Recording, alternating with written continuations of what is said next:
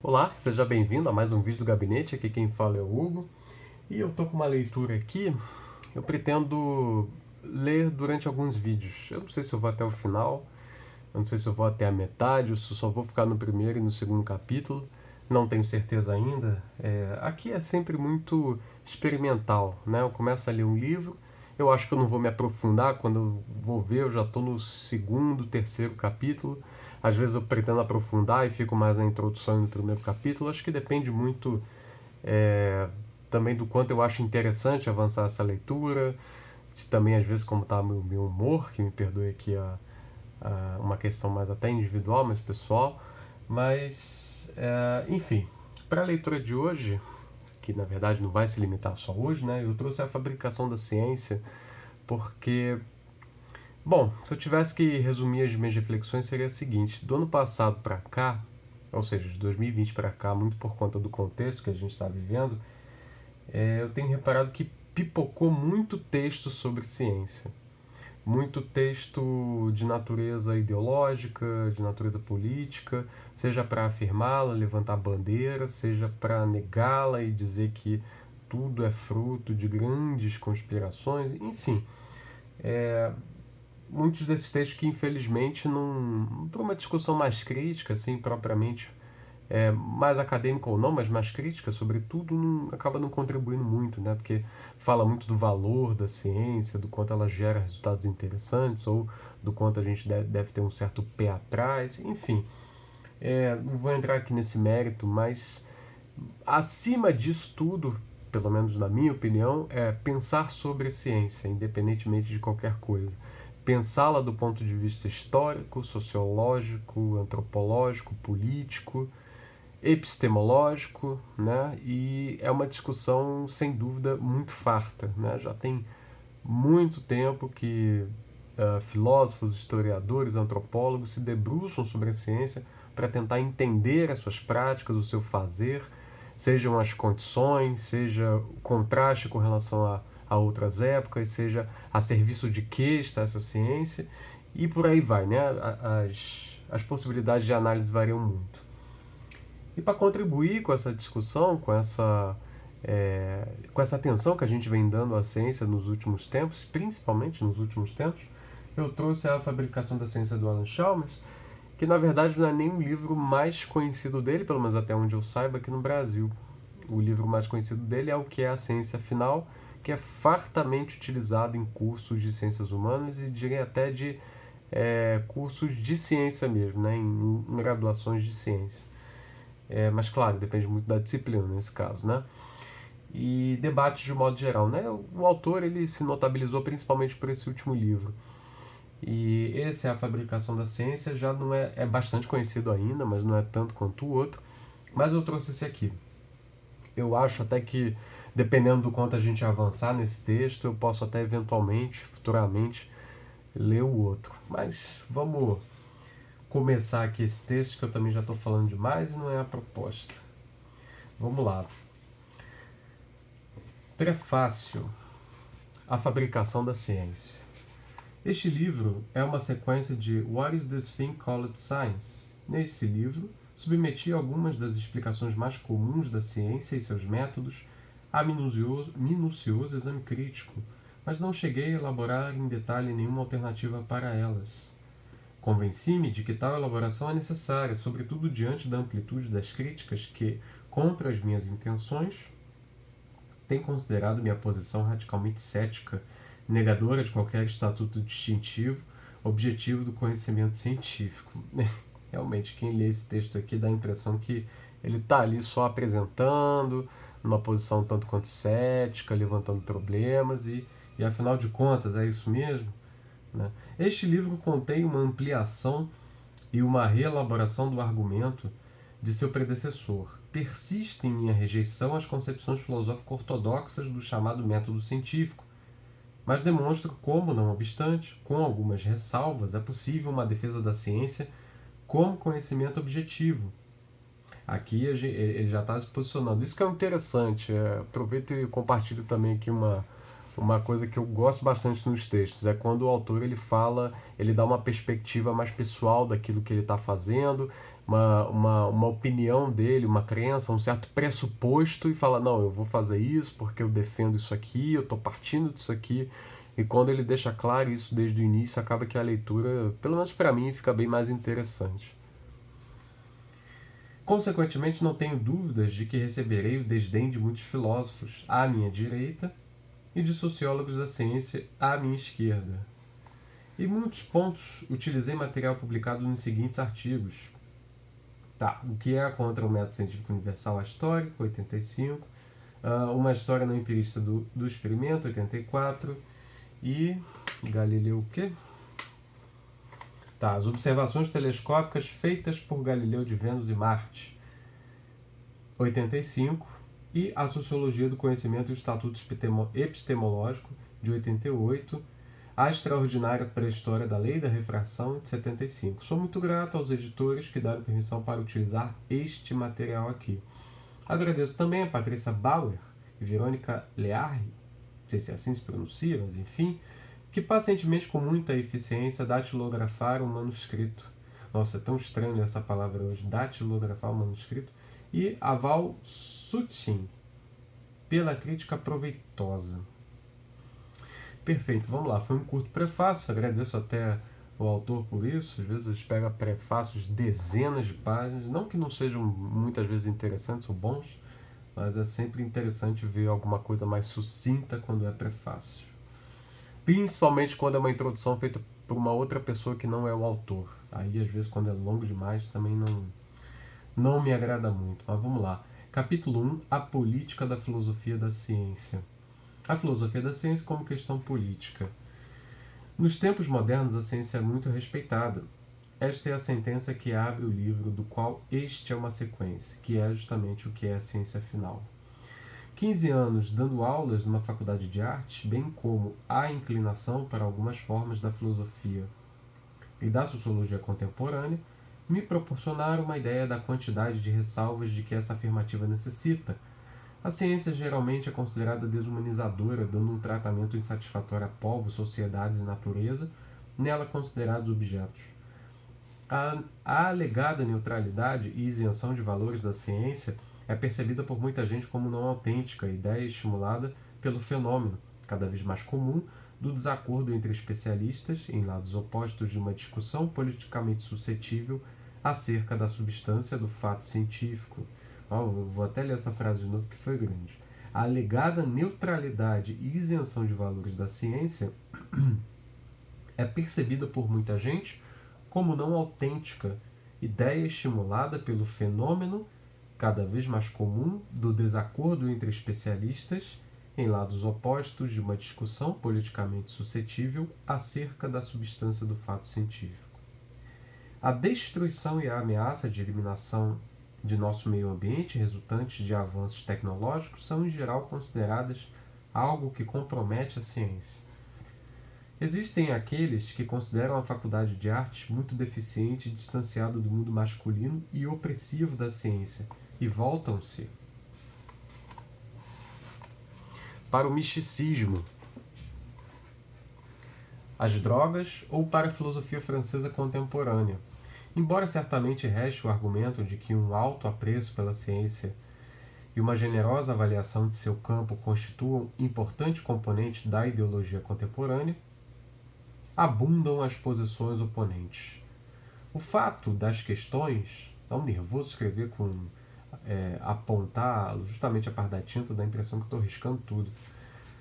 O fato das questões que dizem respeito ao estatuto da ciência serem politicamente importantes não escapou a muitos filósofos e, mais recentemente, a sociólogos da ciência. Foi assim que, em 73, em Lakatos 7867, qual é o livro que ele está falando aqui? Depois eu vejo.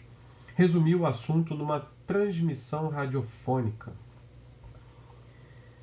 O problema da demarcação das fronteiras entre a ciência e a pseudociência tem sérias implicações para a institucionalização da crítica.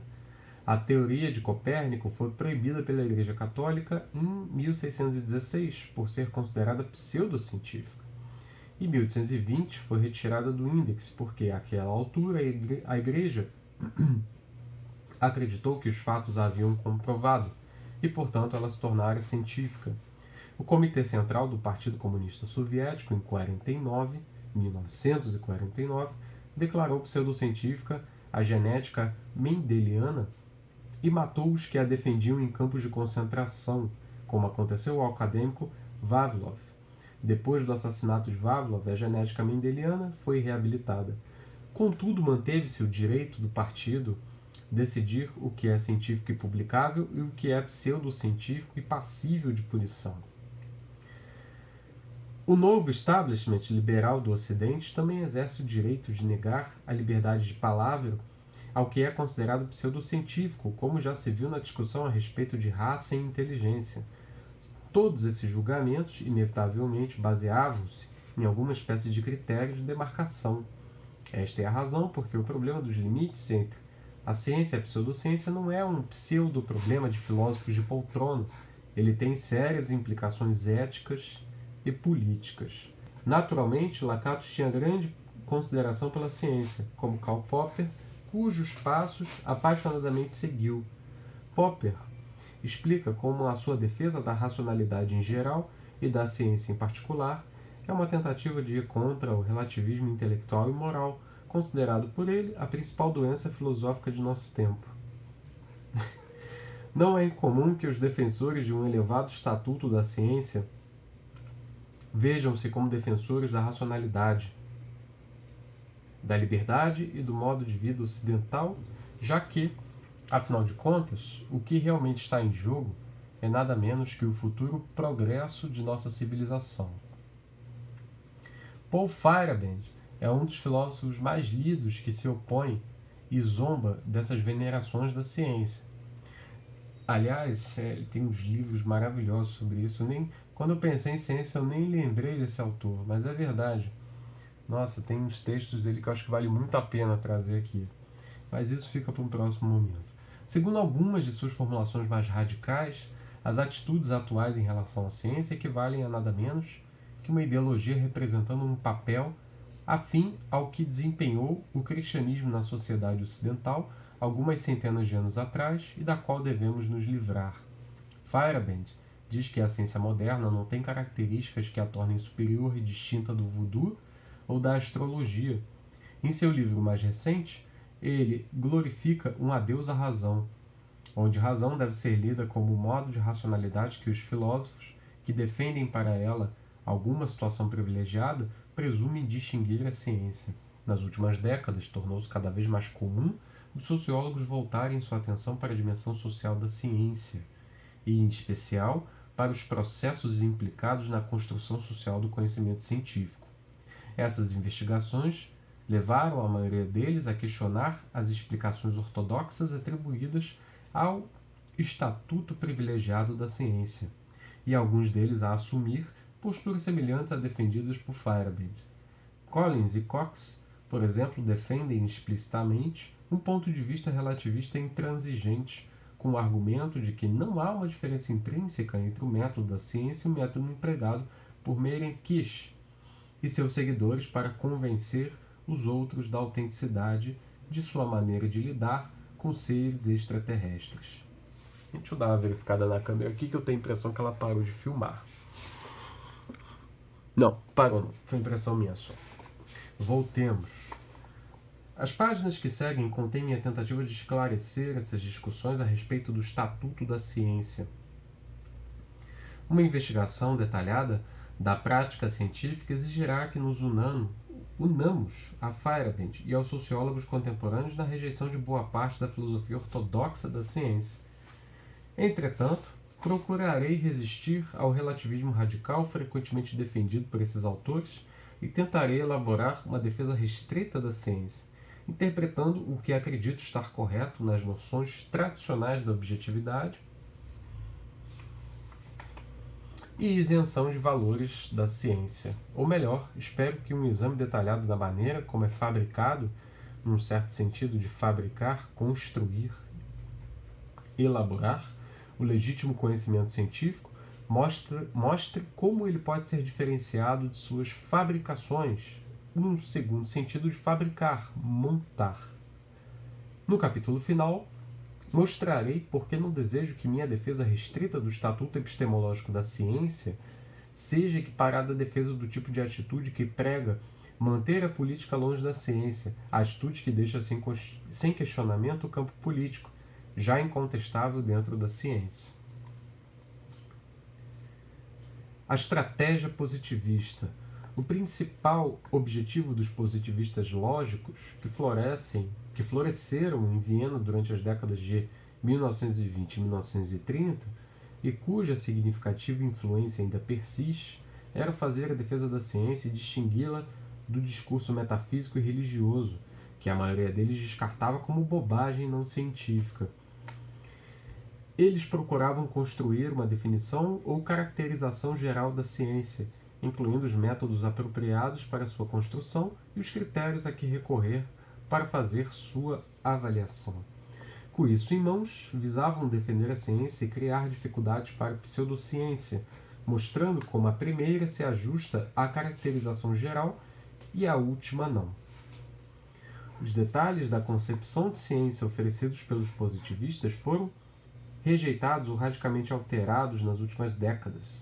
Não obstante, a estratégia geral contida em sua tentativa de defender a ciência ainda tem muitos adeptos, ou seja, como ainda pressupõem normalmente os filósofos, cientistas e outros, para defender a ciência devemos recorrer a uma explicação geral de seus métodos e padrões. Além do mais, os positivistas não foram os primeiros a tentar uma caracterização geral da ciência. O Novum Organum de Francis Bacon, o discurso sobre o método de René Descartes e a crítica da razão pura de Kant são notáveis precursores dos esforços dos positivistas para elaborar uma explicação geral da ciência e seus métodos. A caracterização geral da ciência buscada pelos filósofos a que me referi pretendia ser universal e ahistórica. Universal no sentido de que se tensionava que fosse igualmente aplicada a todas as teses científicas. Os positivistas buscavam, por exemplo, uma teoria unificada da ciência, que pudessem empregar para a defesa da física e da psicologia behaviorista e para criticar com severidade a religião e a metafísica. A explicação que se buscava para a ciência seria a histórica no sentido de que deveria aplicar-se tanto às teorias passadas como às contemporâneas e às futuras. Por conveniência, refiro-me ao objetivo de defender a ciência por meio do recurso a uma explicação universal e não histórica de seus métodos e padrões como estratégia positivista, já que esta foi uma proeminente característica do positivismo lógico. Henri Lakatos e Karl Popper são dois eminentes filósofos da ciência dos tempos recentes que adotam a estratégia positivista, ainda que, é claro, sejam bastante críticos em relação à particular explicação da ciência oferecida pelos positivistas. Henri Lakatos acreditava que o problema central na filosofia da ciência era a questão de determinar as condições universais sob as quais uma teoria é científica. Ele sugeria que a solução do problema deveria oferecer-nos uma orientação a respeito de quando a aceitação de uma teoria científica é racional e quando é irracional. Esperava que isso nos ajudasse a criar leis para lutar contra a poluição intelectual. Lakatos recorria à sua teoria da ciência para defender os físicos contemporâneos e criticar o materialismo histórico e alguns aspectos da sociologia contemporânea, expressando o caráter universal que atribuía à ciência, embora seu caráter ahistórico esteja evidente no uso que ele fez para defender o caráter científico da Revolução Copernicana e também da Einsteiniana. Alan Musgrave considera a solução de Popper para o relativismo uma insistência em padrões objetivos absolutos. O próprio Popper buscava demarcar o limite entre a ciência e a não-ciência em termos de um método que ele considerava característico de todas as ciências, inclusive as sociais. Não é incomum encontrarem-se os próprios cientistas em atividade expressando a ideia de que uma explicação universal do método científico poderia ou deveria ser usada para defender ou ajudar a aperfeiçoar a ciência. Assim, dois físicos contemporâneos insistem em que a prática e a defesa da ciência deveriam exigir uma definição mais razoável do método científico e deploram o quanto os cientistas em exercício ignoram essa definição. Chegam mesmo a atribuir a essa ignorância o que consideram ser a doença atual da ciência. Outros cientistas tentaram analisar as controvérsias contemporâneas a respeito dos sistemas satisfatórios de classificação biológica, voltando-se para uma estrutura filosófica dos critérios de teorias e modelos científicos. Estrutura filosófica dos critérios de teorias e metodologias científicas, e considerando o problema relativo à natureza da ciência. Até que ponto é amplo e profundo o sentimento de que uma defesa da ciência deve seguir a estratégia positivista, evidenciando-se a partir da reação típica dos filósofos e sociólogos da ciência que negaram a existência de algo como uma explicação universal e a histórica do método e padrões científicos capazes de orientar o trabalho dos cientistas ou de avaliar o método da ciência que estes produzem. Essa reação parece motivada pelo pressuposto de que o abandono da noção de um método ou conjunto de padrões universais necessariamente encerra um ceticismo radical em relação à ciência, segundo o qual nenhuma teoria científica pode ser considerada melhor do que qualquer outra. A ciência epistemologicamente equivale à astrologia ou ao voodoo, e a avaliação das teorias científicas é questão de opinião ou gosto, atitude resumida pelo slogan utilizado por Feyerabend para caracterizar sua teoria anarquista da ciência: vale tudo. Teocaris e Simopoulos estão tão convencidos de que uma defesa da ciência exige recorrência a uma explicação filosófica do método científico que parecem deixar implícito que deveriam ser obstados aqueles que, como eu mesmo, insinuam outra coisa aos estudantes. Podemos nos perguntar como é que muitas universidades pelo mundo afora proporcionam aos seus estudantes de ciência cursos formais compulsórios sobre os rigores do método científico, em relação às universidades que proporcionam cursos optativos sobre as tendências atuais na filosofia da ciência. Será que seus corpos dirigentes têm consciência do fato de que muitos professores desses cursos inclinam-se a sabotar o método científico? No próximo capítulo, exponho meu argumento contra a estratégia positivista, que considero bastante equivocada para os que desejam defender a ciência. Em capítulos subsequentes, mostro por que a rejeição do método universal não tem consequências que possam causar quaisquer preocupações aos corpos dirigentes das universidades. E acho que aqui é um bom ponto para dar uma pausa. Acho que, apesar de eu não ter ido até o final do capítulo 1, acho que aqui acabou sendo uma boa introdução, ou melhor, um bom primeiro vídeo. E aí no próximo a gente avança para o 1.3, métodos e padrões historicamente contingentes. Muito obrigado pela sua atenção, espero que a gente possa avançar nesse livro aqui a partir do próximo vídeo. Obrigado, tchau, tchau.